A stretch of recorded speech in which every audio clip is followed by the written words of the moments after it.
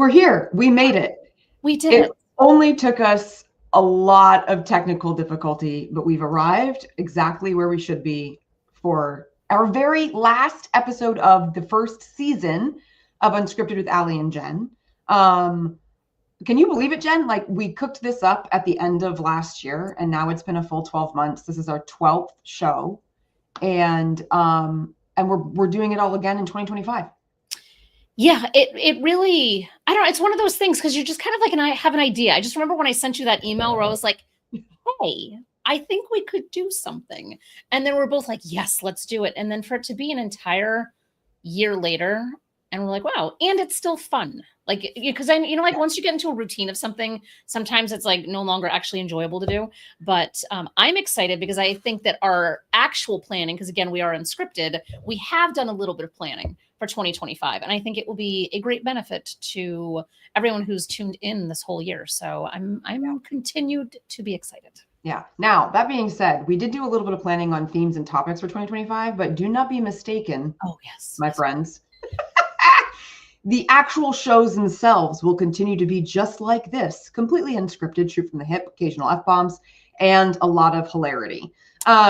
So yes, a little bit of planning, but still going to be keeping it real for y'all. And I have to say that this has been so much fun that I've canceled every other live show that I do for myself. And this is the only one that is remaining next year. I love that. I feel special. I love that. That's so good. Because you're my book twin. You're my sister from another word, Mister. Okay, so in true unscripted fashion, we don't know where this conversation today is going to go, but we're pretty damn excited about it. Today, we're talking about facing imposter syndrome as an author, and we have a freaking fantastic, also hilarious, pretty shoot from the hip and unscripted kind of person with us to do this. The fabulous, the wonderful, the infamous Jen Coken. Boom. And just imagine her running through like a piece of cloth and glitter and confetti and like the golden I feel like buzzard. there should be those popper things, like like I would like that someday. Like I would like to appear on stage and go through a big sparkly banner and have people like, I don't know, not popping champagne and spraying it on me, but those, the popper things. I don't mean like the drug, but the popper, the like confetti poppers. Yes, that'd be a grand entrance. If that we would could be a find grand a way. entrance. Yeah. That should be part of like your speaker writer, right? Like when you're like, I only come out when there's confetti on the stage. Thank you. Yes. Oh, I love that. Yeah. I have a new agent, so I should tell her that and be like, and just those things. Before we take it away into our fabulous conversation, I want to appropriately and formally introduce Jen, because there is a lot of things that just must be said about this firecracker of a woman who is here today to talk with us about imposter syndrome. So recognized by ABC, MSNBC, and TEDx, Jen Coken is an internationally acclaimed comedian, coach, speaker, and imposter syndrome expert. Jen has coached nearly 10,000 leaders in the last 30 years in the public and private sectors. She has a vision of a world of people at home with themselves, a world where each and every human being is recognized, appreciated, and known for their unique contributions. She has made it her mission to empower women in male-dominated industries to lead with more authority, impact, and influence. Fortune 1000 CEOs to seven-figure founders trust Jen to shake things up with no apologies, no limits, and all the laughs.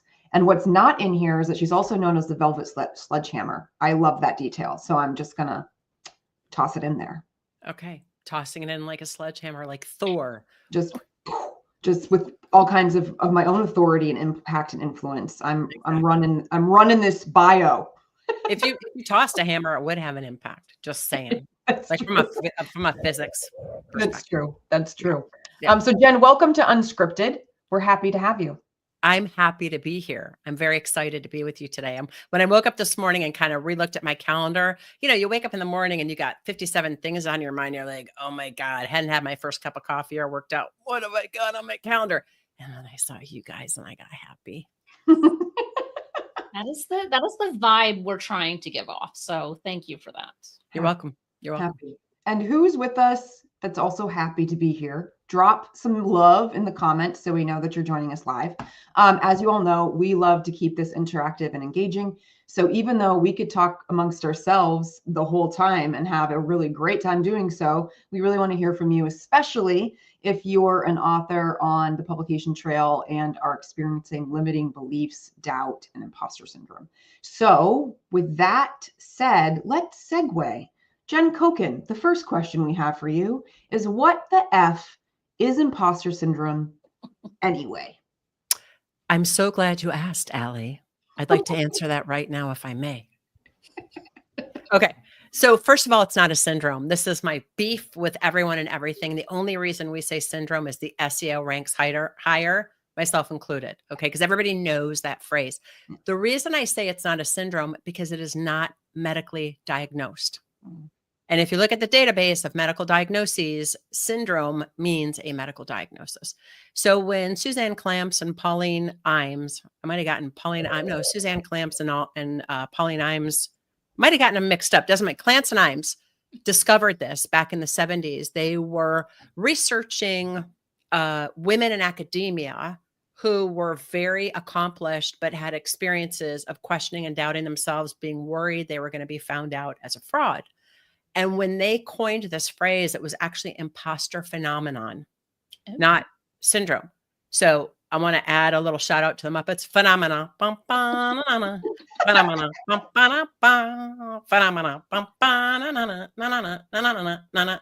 Because that'll make you remember it, right? When we add play to new habits, it shortens the number of repetitions we have to do something from about 600 to 12, some researchers say. So I want to answer the question by starting with that and creating the context. It's not a syndrome, it's a phenomenon. What does that mean? It's phenomenological. So it's an as-lived experience.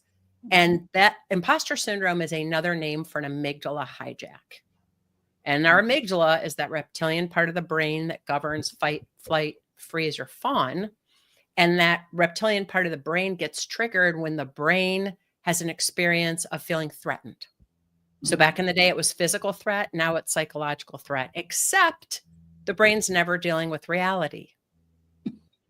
Never. So it's consistently taking in information through our own filters of our experiences and our lives and what order we were in our family and where we grew up and all those things, and comparing it to everything else to determine level of threat. But because the brain can't discern between real threat and fake threat, it reacts in the same heightened manner. And so imposter phenomenon happens when the amygdala gets hijacked, when we have some experience of threat and we have those body sensations. Now that's real. The sweaty pits, the heart palpitations, the doubts, the questions. And generally the times that we experience feeling threatened is when we're on the skinny branches, when we're growing. And so I always say to my clients, if you don't have imposter syndrome, what the hell are you doing? Because you're probably just sitting on the couch eating bonbons. If you're sitting around eating chocolate covered cherries and watching The Golden Bachelorette or Cross, which is my new obsession on Amazon Prime, you don't need, like, the imposter syndrome is not going to come in. But the moment you're called on in a big group, the moment you're asked to speak, the moment you think about taking a risk, the moment you think about writing a book, I'm slipping that right in there. The moment you say to somebody else, I'm thinking about writing a book. Oh, great. You should. Oh my God. And you're like, oh, wait a minute. That was just like one moment coming out of my mouth. You do not hold me accountable. It's just a thought. All those moments, the amygdala is going to be hijacked. And when the amygdala gets hijacked and has these unwanted experiences, it wants to fix it as soon as possible. Some of the hallmarks of imposter syndrome, like being a perfectionist or persistent self-doubt or fearing failure or discounting praise, are ways we mitigate that experience of risk. This is why my new book is called Make Imposter Syndrome Your Superpower, because it's not a label. It is not bad. And there's 3.3 million tips, tools, and tricks to fix it on the internet. Don't buy them. Buy my book instead. Because what I'm going to train you to do, and what I do with the people I coach, is we figure out what's the moment where you put this unique version of imposter syndrome together. Where'd this brain pattern come from? And it's not traumatic or dramatic. It's usually some innocuous event where we were super young and made up a story about something and then figured out a way we were going to avoid that experience again. So imposter syndrome, by the way that Clance and Imes determined it, was an experience of feeling like a fraud when somebody's super accomplished. I say it's your superpower because it's just an amygdala hijack. And once we're able to discern where that brain pattern comes from, you can't unsee what you've seen. And we can continue to identify the circumstances that have that same trigger and be able to choose powerfully how we want to show up as a leader. That's a really long answer. You opened a can of worms. Such a good answer, though, because I have been working with authors for over a decade. And I have been also an author for over a decade. And the way that you just framed it is a good PSA for why people need to buy your book, because obviously you're the expert on this. But the way that you just shared it makes it takes the stigma and the shame away from the phrase, because I think that that's where people get hung up, is that feeling of it's like, oh, I can't possibly do this thing because I don't want to be this thing. And so I just love how you framed it, because there's like a biology to it. It makes it like, oh, we're all, and you just said it's okay. Like, it's actually like, this should be happening too. So I love it. I love you. Welcome to stepping outside of your comfort zone. You feel like a fraud. Yeah, absolutely. Look, let me just share an example. And I love what both of you said. So my particular version, and how come I became the expert in this in 2019, I was coaching for a big Fortune 10 or 50 company. And when I wasn't out coaching, I was under the covers sobbing my eyes out because I felt so out of place. I felt so out of whack. I'm like, what am I doing? And I couldn't, it was like, there's moments where you got your undies in a bunch so bad, you can't figure out how to unbunch them. I don't know if that's the right word, but you can't figure your way them off. I wasn't going to go there, Ally, because I figured this is a PG show, but yeah. Nah. So I started, when I was working with my coach, we started talking about it, and I began reading about imposter syndrome, and here's what I got to. Holy moly, holy crap. This all came from a moment when I was 6 years old, when at that time I was in love with a boy named Keith, and I wanted to see if he liked me. And so I decided in my precocious 6-year-old self to chase him around the schoolyard to see if he would kiss me. And when I went to kiss him, he went, ew. And then the boy with cooties, Jerry, kissed me instead. And it was at that moment, I felt like all my peers were laughing. Ha, ha, ha. And the brain went, whoa, don't want that to happen again. Embarrassment, shame, humiliation. And so I became the funny sidekick. So I'm never putting myself out there again. Never going to do it. I became the funny sidekick. And the reason that's my superpower is I spent 25 years in politics working on grassroots campaigns. I made a big difference in the world, started a ton of nonprofits for someone else, for another organization, for the name of somebody else, getting other people elected. When it came time to put myself out there, ooh. So it's, for me, what I've discerned when working with my clients, there's two environments that trigger it: peers or your relationship to authority. So it's, what are people going to think of me? Will my peers accept me? What are people going to say if I put this book out there? Who's going to read it? Why would people care? All the things that me as a third-time author know, and you as somebody, both of you who are coaching people with books, you hear that all the time.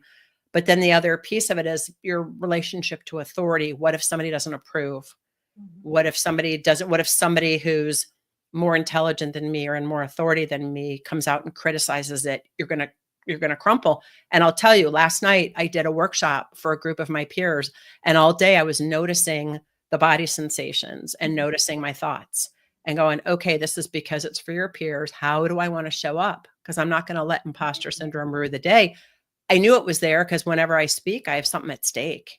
If I didn't, this is why, if I didn't have imposter syndrome, and when I'm about to go on stage, what do I have at stake for that audience? Zero. You got something at stake when you're putting your thought leadership in a book. You want to make a difference. I don't know. Well, you guys should tell me. I don't know if people actually care how many books they sell. Maybe some people do say, I want to be a New York Times bestseller. That's never been my goal. How many lives can I impact? And I think when people have a message for social impact, that's their thinking, not how many books am I going to sell? So am I going to impact lives? So of course it would figure in. The other thing that I tend to hear, and I don't know if Jen, you tend to hear this, but I tend to hear a lot of worry around negative reviews.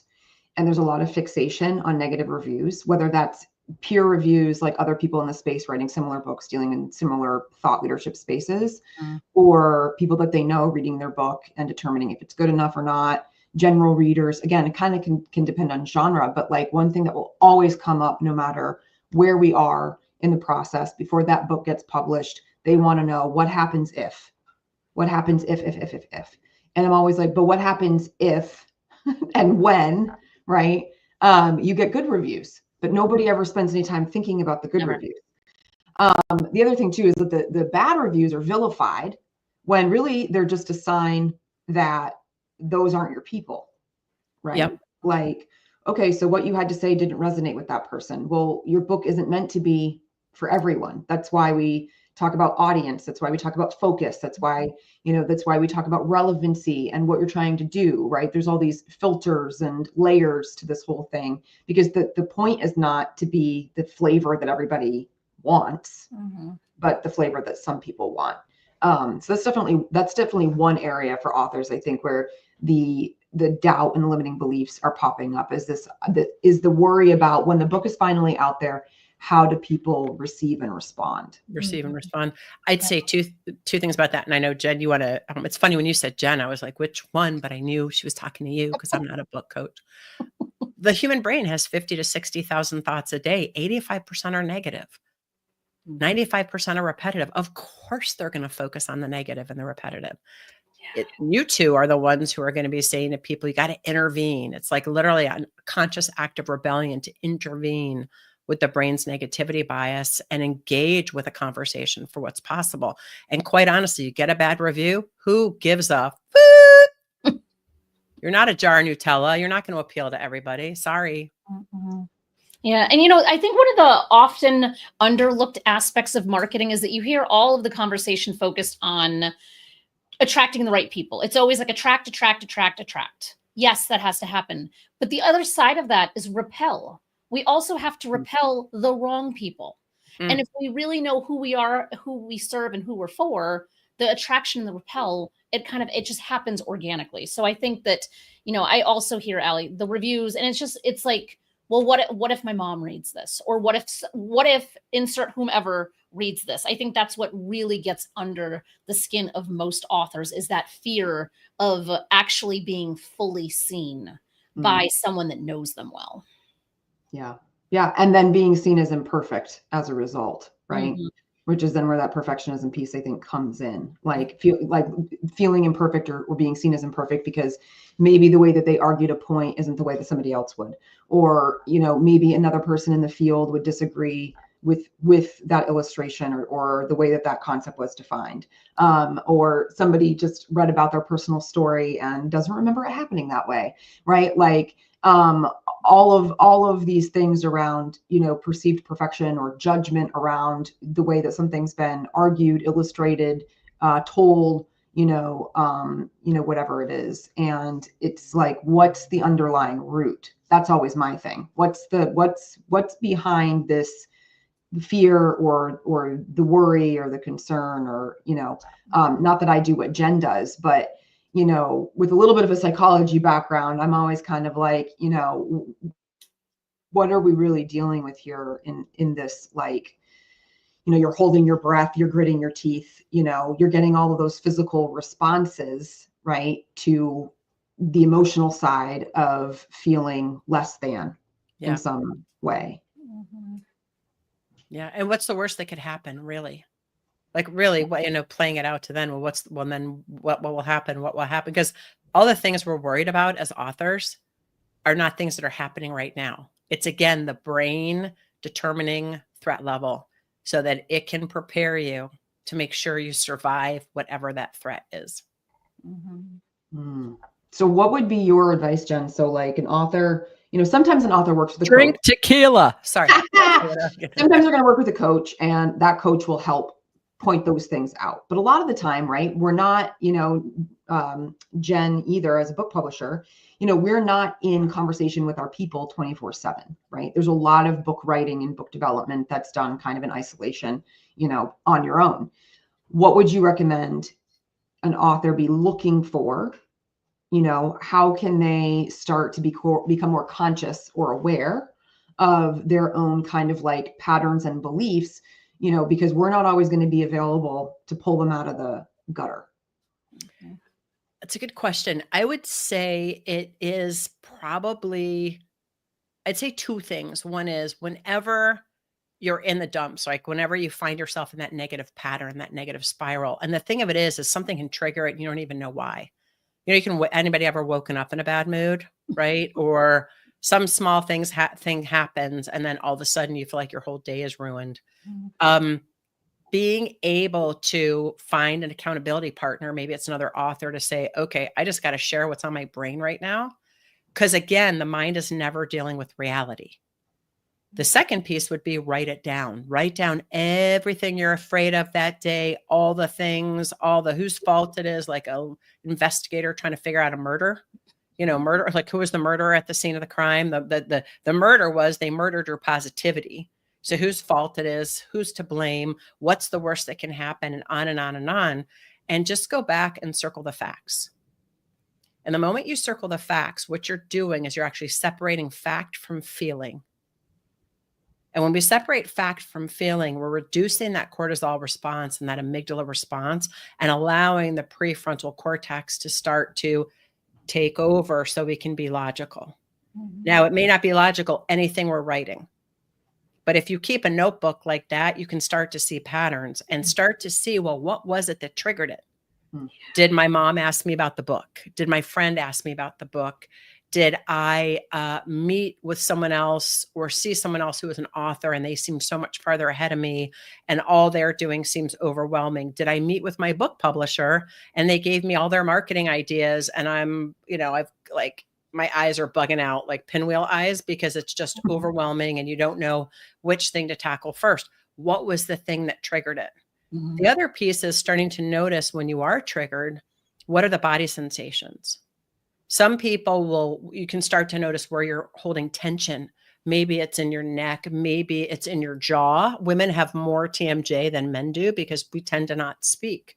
And that has nothing, that could be with our upbringing, but it's also epigenetics and the way that women have been treated historically. You could feel pressure in your throat chakra, your heart, your gut.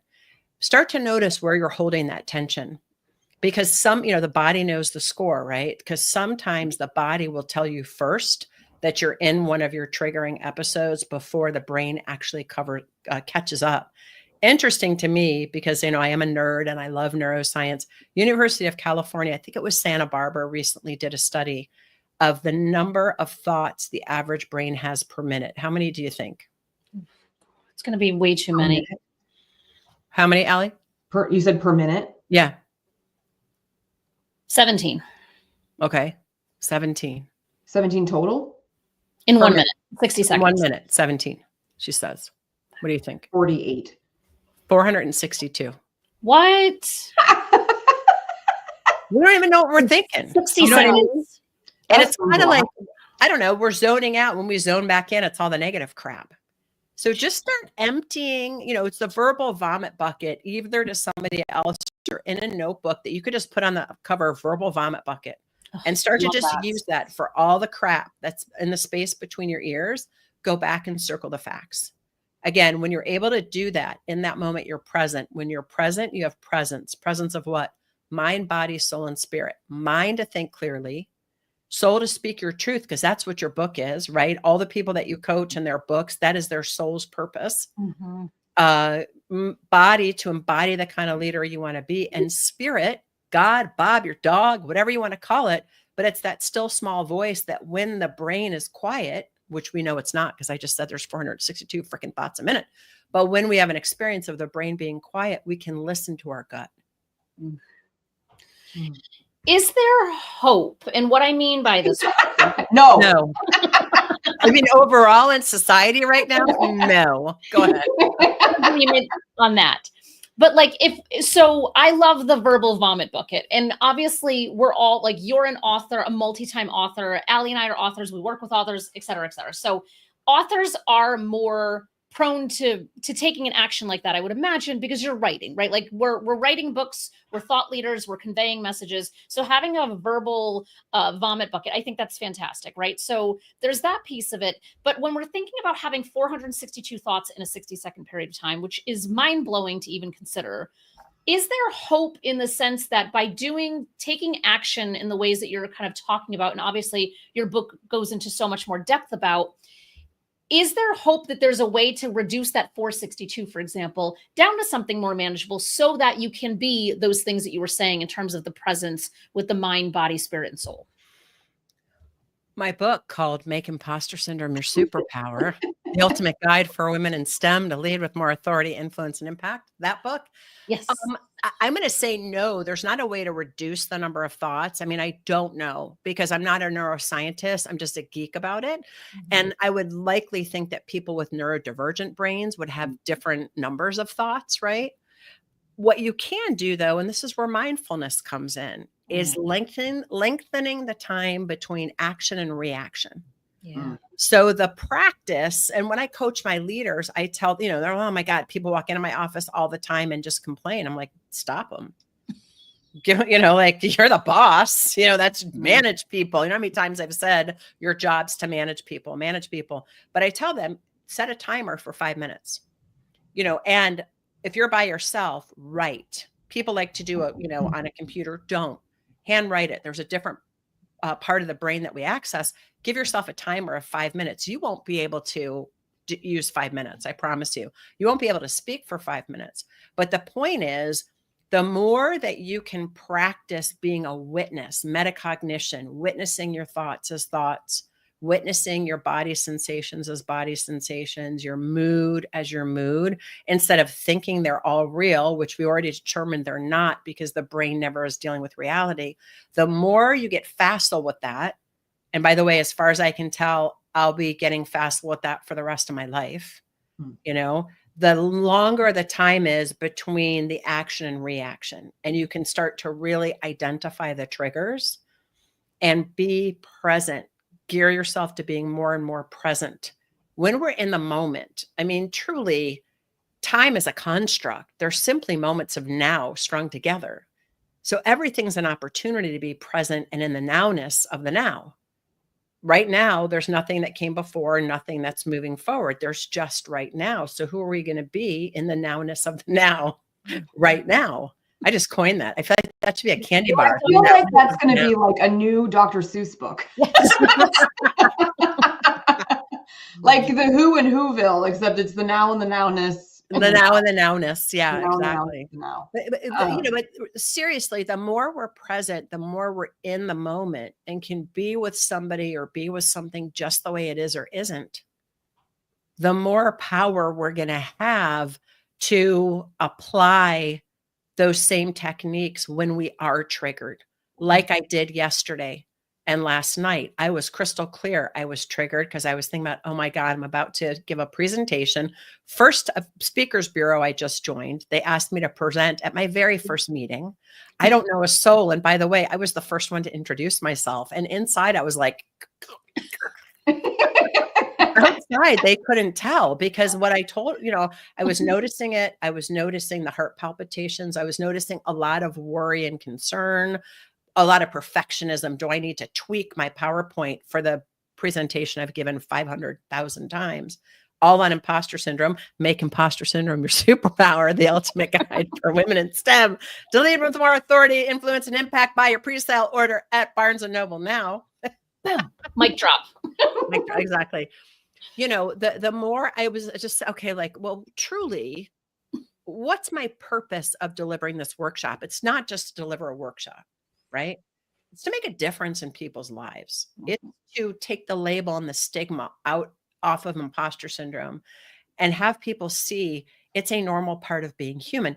People ask me all the time, when will it go away? And I say, when you're dead.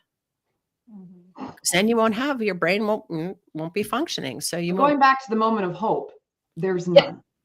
Right. Complete future. There's no hope here. But there's moments of hope strung together as we practice these practices of mindfulness. It's also where meditation comes in there, qigong, all the things to slow our human brains and our US brains, quite frankly, the F down, to have us be more connected to the moment and the beauty and the joy of life. Random question. Did you ever do Landmark? You did. I was one of their program leaders for 16 years. Jen, did you? Yeah. I can tell. Okay. Amazing. Yeah. All right. That's all. I led their seminars for 16 scheduled years and was one of their coaches for 18. That's where I got all my training. So like when the International Coaching Federation, when I went to them and said, look, I've had 18 years of 30 hours a week of coaching people and training, they were like, nope, sorry, it doesn't apply to your coaching federation certification. And I went, great, F off. I don't need one. Because I've had more training. I've watched more videos of myself. I've had my coach, I've had people on calls with me picked apart to nobody's end. But really what it comes back to for me, and I no longer participate with Landmark, and I made sure that I wasn't using any of their distinctions. And that was an interesting part of my imposter syndrome, though, Jen, was if I wasn't connected with Landmark, who am I and who's going to listen and what do I have to say? Yeah. And that was a big part of that 2018, 19 kind of figuring out who I was. I stopped in 2015, but when I became more and more putting myself out there and my first book came out and those kinds of things, it was triggered more and more and more. But at the end of the day, it's about giving people power. Yeah. So one thing, with being present and being in the now and the now, being the now and the now of the now.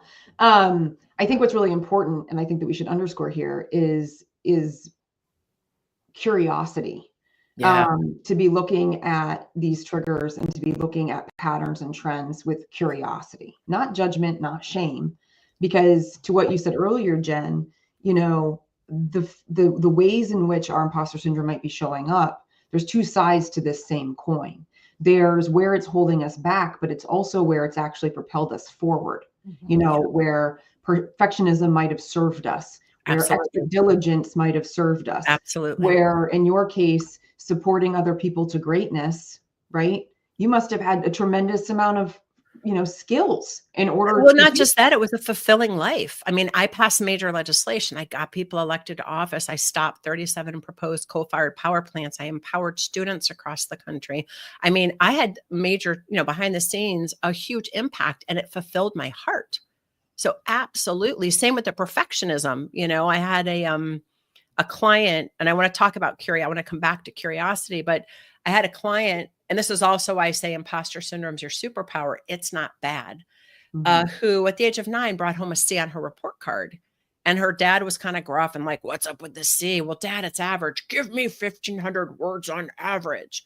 And her little 9-year-old self freaked out and went, oh my God, I got to get it right. Got to get it right. Got to get it right. Got to get it right. She propelled herself to be a COO of a major trade organization. If you're head of HR and finance, you better get it right, or that company is going to be taken to court. There's lawsuits on your hands. The issue is when it becomes the straitjacket because we don't know what's running the show or the bus called our life. Like, kick imposter syndrome to the back seat.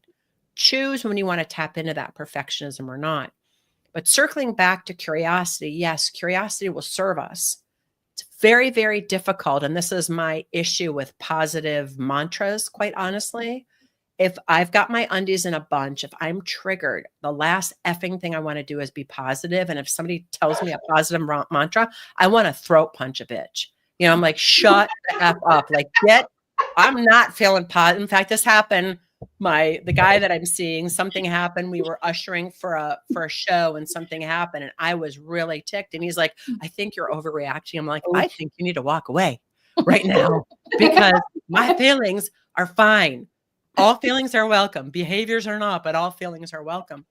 I'm saying all that because in the moment, you're not going to remember to bring curiosity. However, if you keep asking yourself, what conclusions am I dropping? Oh, do we have a cat on the scene? We do. I was trying to make sure she was discreet, but she's not. That's okay. My cat has not come over yet. Kevin's running for president.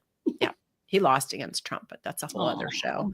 But if we start focusing on Where have I come to a conclusion? Where have I come to a conclusion? What conclusion have I come to? Not even where. What conclusion have I come to about myself as an author, about my thought leadership in this book? What conclusions have I come to about the way it's going to be received in public? What conclusions have I come to about the way my family is going to react? Okay, those are the conclusions. Let me get curious about that. I'm curious. I'm going to ask my mom, like, Mom, if I da-da-da-da-da-da, how would you react to that? If I, whatever, so bring curiosity after you've determined what the conclusion is, because we got to understand what's in the background, unspoken, and bring it to the foreground. We go, oh, just like those thoughts and the feelings, the emotions connected with imposter. Oh, look at that. Oh, wow. That's a conclusion. That's my trigger. Oh, wow. What if I brought curiosity to that? What if you brought curiosity to our partners? How many conclusions do we have about the people in our lives that I know you. I've known you forever. You don't know anybody. Not really. We think we do. But the moment we come to those conclusions, relationships suffer, I think. So it's conclusions versus curiosity. I like it. Or not even versus. Conclusions and curiosity, like two sides. Conclusion and curiosity. Like the yin and the yang. I like that. Yes. There's like the polarity of the two. Yep, the polarity. I like that word. Really interesting. What I think is what I want to like segue to is like where behaviors are showing up. So I think sometimes things come through in our actions and the way that we're actually behaving before we actually can get to like the thought that might be driving, right? So if I think about things that like author clients do, and for me as the observer, the outside party that's not experiencing it, I can look at it and I go, I wonder if there's a little bit of like, imposter phenomenon going on here as a result of this behavior. So like, I have a lot of nonfiction authors who tend to over rely on other people's thought leadership, studies, statistics, data, and it gets to a point where it's drowning out any of their own ability to communicate their particular angle or idea or opinion on the matter, because you have to sift through all of the endnotes and footnotes and statistical data and whatever else, because they feel like they have to make themselves credible by quoting and referencing and right. And so all of a sudden it's like, okay, what are we dealing with here? This is not a like, true issue of you need to prove your point, right? This is a reaction or a behavior that has to do with some underlying story. Jen, in the authors that you work with, can you think of like a particular type of like tick or behavior that you see people kind of coming through with, and it makes you wonder if there's like some level of doubt or limiting belief? I think everything you just said, 100%, I also see that. But what I have found is that I think a lot of authors that are in my orbit have some general self-awareness to know that they are spiraling in some kind of self-doubt. It would be like circling the drain around self-doubt. And which is why I was kind of asking, like, Jen, how you kind of started off with like just how we're defining imposter syndrome, I think was really powerful, because I feel like I see the recognition in authors that we work with where they say, I have imposter syndrome. And yet they still fall like straight into all of the behavior patterns of someone with imposter syndrome. So it's interesting to kind of see that like they recognize it and then also can't quite move their way out of it or through it. And so that's why, Jen, I love that you have a book that can like really help unpack that for people, because I think even if you have and it could be still a surface level general awareness. It doesn't mean that there's like an in-depth of like real understanding of it, but it's more of like I'm an author, I have imposter syndrome. Like I see a lot of that, but not a lot of like, how do we take action to actually be able to use that as a superpower? Probably because of all of those tips and tricks on the internet that Jen was talking about that don't fucking work. Yeah. Oh, we can say fuck on the show. Yay. I'll tell you something. As soon as you label something, all thinking stops. That's why curiosity is so important. You've already come to an conclusion. You have imposter syndrome. How do you know you don't have gas? Like, how do you know you don't have gas? That's what I want to know. Like, I don't know, maybe you've got I don't know. Maybe you got a stinky duty, whatever it is. Like, how do you know? Could be you have mange. I don't know. But as soon as you label something, all thinking stops. And that's why when they say, yeah, I'm an author, I have imposter syndrome, what does that mean to you? Yeah. What do you mean by that? You know, and because what happens is, oh yeah, me too. You have two people talking. Well, I'm an author, I have imposter syndrome. Me too. All right. Now you're in agreement about some label that somebody made up that isn't even the right label for the thing that was created by the two researchers who identified imposter phenomenon in the first place. But now there's this agreement in reality about you both have imposter syndrome, but you know what? Neither one of you knows what the fuck you're talking about. Yeah, it's like talking to a vacuum at that point. It is. Yeah. Yep. Mm-hmm. Yeah. I feel like it reminds me of like the people in this space who get up on their high horse about like, well, you know, I'm a writer, but I'm poor and that's okay. You know, like they label it, they take ownership of a particular story or belief around something, they romanticize it, and then it just becomes the way or the reality. And there's like an acceptance or like a taking it for granted. And then therefore we don't have to question it. We don't have to do anything differently. Right. We don't have to be like, what's wrong with that? You know, or like somehow being poor is better than Stephen King, who's rich and can like good with his money. Like, what? I'm sorry, but both of you are writing. So who said you have to be poor? You're an idiot. Yeah. Like, or idiot. You know, the ego around you know, traditional publishing. Well, I'm only going to traditionally publish because that is the only thing that will give my thought leadership credibility, you know. And it's like, well, good luck to you. But it's like, again, what's driving some people to take on a label or a story, right? And then not questioning it, like just. I think there's such a good conversation. I think because thinking is too hard. Like I'm not kidding. I think we take on these labels and stories because the brain's coming to a conclusion to explain something to make us feel more comfortable with the situation. Mm-hmm. And thinking about it or digging deep requires too much. It's too uncomfortable to confront whatever it is that we think we have to confront if we really dug deep into it. I think we're lazy thinkers. That discomfort and like not wanting to be outside of one's comfort zone. I mean, it comes all the way, you know, circular, all the way back to lizard brain. All the way back to make imposter syndrome your superpower. The ultimate. All right, folks, if you take nothing else away from this conversation, you don't even learn anything about imposter syndrome. That would be really impossible. But if you didn't learn anything about that, what you should learn is how you plug your book repeatedly in a live interview. And back to our regularly scheduled programming. Jen, are you going to jump in? What? Jen Grace, were you going to jump in and say something? I was going to ask about the lazy thinking, because as you started what you were saying, I was thinking, you know, just thinking about thinking. And I'm like, are we talking about just general thinking or critical thinking? And is there actually a distinction in what you're speaking of? I don't know. I think, you know, we think about the fact that we have 462 thoughts a minute. That's just thinking. I think, you know, I love the term grok. You guys ever heard this term? Grokking something to completion. So there's this book, Stranger in a Strange Land. I want to say like from the 50s, big, thick book, but there was a phrase in there that I've taken and used with my clients about grokking something through to completion. And what I mean by that is, you like, here's the thought, right? Critical thinking, grokking it. Here's the thought. Let me examine it. Let me check it out. Let me check it out with someone else.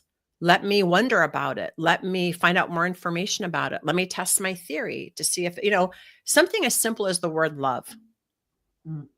We all think we know what that word means, but quite honestly, it means different things to different people, right? And I remember being in a course one time, and this guy stands up, and we were talking about this very thing. And he goes, he didn't say it this way, but I'll say it this way to create the thread. I've been grokking the word love. And I have a notebook right here with 144 expressions of love. So he began just writing down, somebody holding the door for somebody else handing him a cup of coffee with a smile, whatever it was, his partner saying, I love you. That's grokking something through to completion until you can be the author of that word, until you can be the author of that phrase. And the first 4 letters of the word author is Greek for self. So when we're authoring something, we're authoring ourselves, we're authoring our unique and authentic journey, also first 4 letters, which gives us authority in this field, a natural confidence, also same first 4 letters, which is why I say working with women to lead with more authority, because it's really about how can I be the author of my authentic journey? How can I have done the work? How do I do the work to really assess and look at who I am and what I'm about and what I'm for and the people around me and what people are saying, and not just take it at face value, but know so deeply who I am to my core that I don't define myself by societal norms or by what somebody else thinks of me. I'm always going, let me evaluate that according to me. So when you going back to also those authors who are worried about what people will think, don't worry about what other people think of you. Worry about what you think of you. Because at the end of the day, you're the one who's got to go to sleep in your human skin. And you're the one that opinion matters. But also take yourself out and grok yourself. What am I about? Why do I think this way? I'm from Ohio, and in Ohio, you're nice. I did not say the other thing. No, but all I could think about was go grok yourself. Like, I was just thinking of bumper stickers. Go grok yourself on them. We were going to just summarize this episode. Go grok yourself. We love you all. Go grok yourself. Okay, sorry. In Ohio, we call people nice. Yeah, but what that led to, or if you don't have anything nice to say, don't say it, right? And I was told many times I was too much as a kid because I was giggly and I was funny and I was very charismatic as a child. I still am. You're too much, quiet down. And so how that came into being as an adult, or how that manifested in adult behavior, people would say, how are you? I'm fine. How are you? I'm fine. I'm fine. I'm fine. We're not fine. We found this out through COVID. A lot of us are not fine. And thankfully, mental health is now being spoken about in a much more public fashion, where it's more accepted to recognize everybody has mental health challenges. And if you don't, I don't know, maybe you're not grokking yourself, but there's so many, I'm just shy. No, you're not. You weren't born shy. It was a learned behavior to survive. So who am I really at the end of the day? What would give me that natural confidence so I could be the kind of leader that people naturally want to follow, the kind of leader that when I leave my company, people are like, wait a minute, where are you going, Jen? Can I go with you? Is our job over? Because you are a great leader, and they don't even know how to put their finger on whatever it is, but it really comes from what we call natural confidence, which is completely learned or unlearned. You're unlearning bad behaviors. So interesting. I feel like there's like a meta feeling moment right now, because I'm just really present to listening to all of your wisdom and almost forgetting that like we're the ones having the conversation. And I feel like Ally, just seeing like how like quiet, like you're also, for the most part, like both of us are just like, it's like story time, and we're just like sitting at your feet and you're in a rocking chair, like just sharing all of this wisdom. It's fascinating. And then also, now that you've mentioned the 462, and I was like, that was at least a dozen thoughts in the middle of her sentence. So it's like, that's going to be a new obsession and a compulsion for me. Thank you, Jen. I appreciate your gift for this holiday season. Here's my secret. Not going to be a secret anymore, but like I have access to Jen all the time. So I get to soak up all of Jen's wisdom and expertise on the regular, which totally puts me in awe always. Because even though I've heard Jen talk on this topic, 1,000 times at this point, I think there's always something new and interesting to like new layers. It's like an onion. This whole topic is a freaking onion. And it's just like pulling things back. So Jen, as we're wrapping up the hour, because you've given us so much to think about and so many pieces of wisdom and insight, we already know the title of your book, but say it for us one more time. Tell us when it's coming out, where we should go and pre-order it. Give us the details. My book's called Make Imposter Syndrome Your Superpower, the ultimate guide for women in STEM to lead with more authority, influence, and impact. You can buy it now on any platform, but really want you to go to Barnes & Noble and pre-order it, because when you order it specifically from Barnes & Noble and send me the receipt to jen@jencoken.com, I'll send you an ebook. The book itself won't come out till March 4th, but we're really wanting about 300 pre-orders to make Barnes & Noble stand up and listen when the sellers go out from my publisher. And want to get it on the shelves. I have a former client that bought 30 copies yesterday. So very exciting. Yeah, that's amazing. Yeah. And everybody, it's not an accident that the book is coming out in March. Yep. This book is coming out in time with Women's History Month, International Women's Day.